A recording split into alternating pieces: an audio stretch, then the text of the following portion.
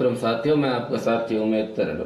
सबसे पहले मैं आप सभी को दीपावली के आगामी ढेर सारी शुभकामनाएं प्रेषित करता हूं।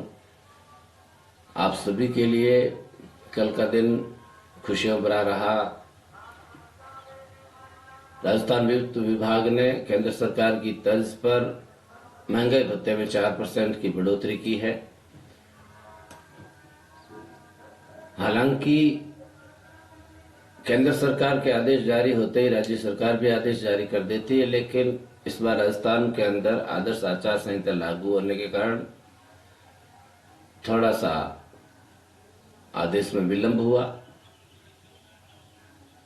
और जब आदेश जारी होता है तब तक लगभग जिस माह से ये डीए का या महंगाई भत्ते का फायदा मिलता है उसको 2 या 3 महीने लग जाते हैं। तो जो बैक के 2 या 3 महीने होते हैं उसको हम जीपीएफ या जीपीएफ 2004 के अंदर डिपॉजिट कराते हैं। इस बार 1 महीने का विलंब और ज्यादा होने के कारण इस बार साथियों 1 जुलाई 2023 से लेकर 31 अक्टूबर 2023 तक का जो महंगाई भत्ता है वो संबंधित के जीपीएफ अथवा जीपीएफ 2004 के खातों में जमा होगा।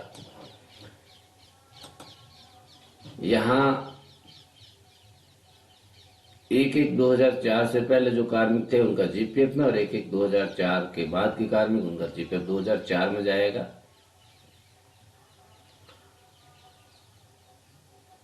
और वेतन के साथ में 1 नवंबर 2023 से अर्थात नवंबर 2023 का वेतन जो कि दिसंबर 2023 में देय है उसके साथ अपने को 46% के साथ फायदे के रूप में मिलेगा।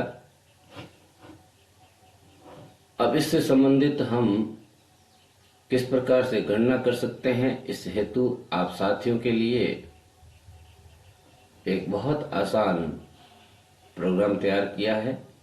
तो अगले स्टेप में चलते हैं और उस प्रोग्राम को समझते हैं। ये प्रोग्राम है जिसके अंदर सबसे पहले आपको यहाँ पे यह वेतन से संबंधित जो महंगाई भत्ता है उसकी बढ़ोतरी का आदेश जो 31 अक्टूबर 2023 को जारी हुआ है वो आदेश आपको मिल जाएगा। आप चाहे तो यहाँ से प्रिंट कर सकते हो और YouTube वीडियो की लिंक आपको यहाँ अवेलेबल हो जाएगी।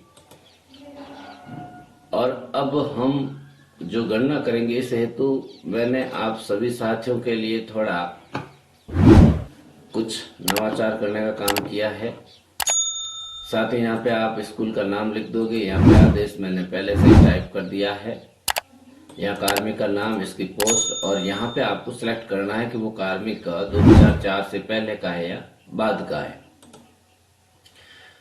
यहाँ पे महीने आ जाएंगे जुलाई, अगस्त, सितंबर और अक्टूबर।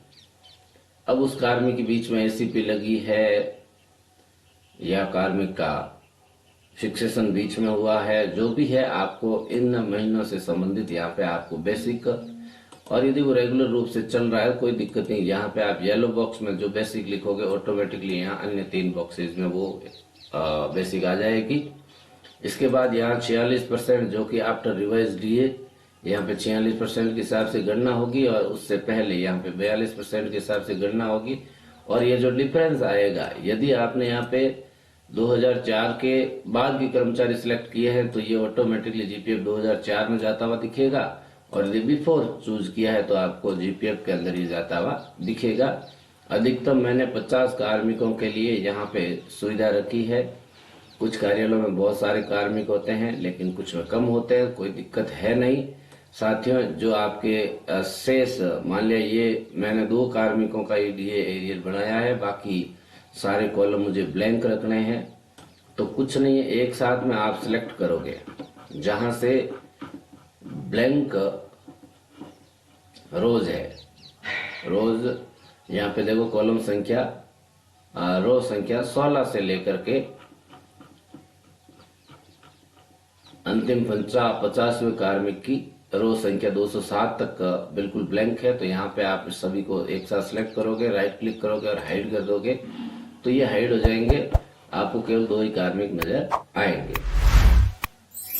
नीचे आपको यहाँ पे सभी की टोटल प्राप्त हो जाएगी और यहाँ पे जो भी अलाउंसेज और डिडक्शंस के हैं वो आपको नीचे समरी प्राप्त हो जाएगी।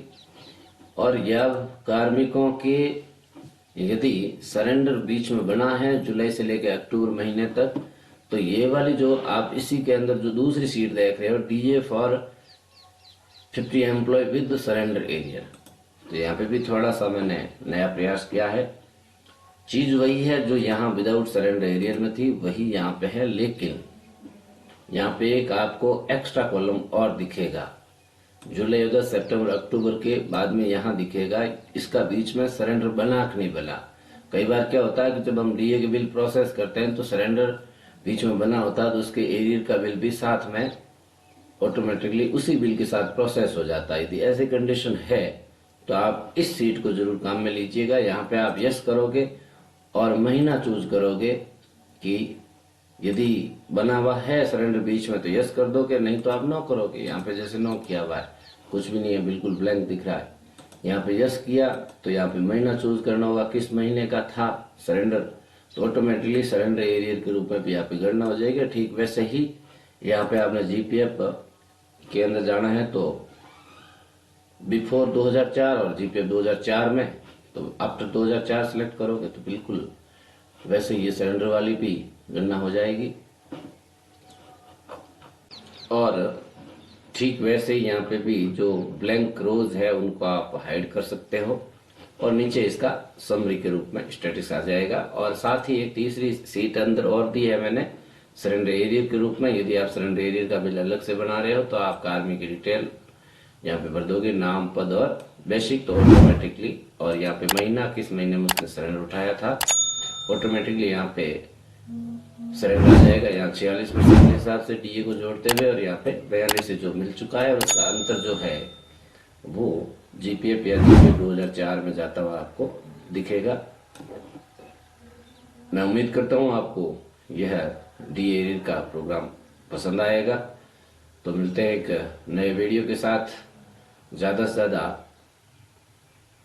शेयर करें और मेरे चैनल को जरूर सब्सक्राइब करें। आप सब्सक्राइब करना ना भूलें। साथियों, आप सभी के हितार्थ जो प्रयास किए जाते हैं उसका इतना तो हक मेरा भी बनता है कि मैं आपसे निवेदन कर सकूं। बहुत बहुत धन्यवाद।